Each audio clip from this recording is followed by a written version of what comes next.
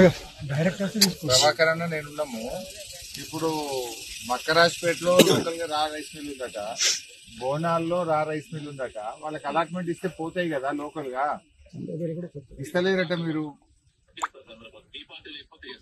Default లేదు, వాళ్ళు రెడీగా ఉన్నారట తీసుకోనీకి, వాళ్ళకి ఇయ్యండి. అట్లే నార్సింగ్ లో కూడా 7 రైస్ మిల్లు ఉన్నాయి, లోకల్ అలాట్మెంట్ ఇస్తలేరట. ఇప్పుడు మేమేమో ఈడున్నాము కర్నాల్పల్లి, 25 రోజులైంది సెంటర్ ఓపెన్ అయ్యి, 2 లారీలు వచ్చినాయి. ఇప్పటికి 10 రోజులకు ఒక లారీ వస్తే ఏం కావాలి? వడ్లు వాన పట్టే తడుస్తున్నాయి, ఎండకు ఎండబెట్టురు, తడుచుడైతుంది, ఎండుడైతుంది కానీ పోతలేవు.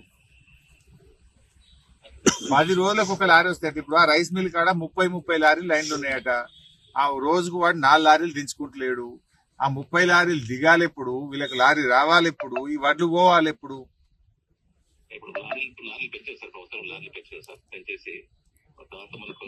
10 రోజులకు ఒక లారీ వస్తుందే బాబు.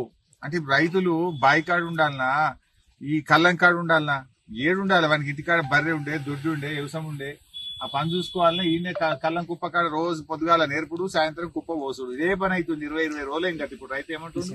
నేను 20 రోజులు వేసారు వడ్లు పోసి అంటుండేడు కదా రైతు. ఏం పేరు నీ పేరు? సత్తిరెడ్డి అని ఒక రైతు ఉన్నాడు, 20 రోజులు ఏం కదా పోసి.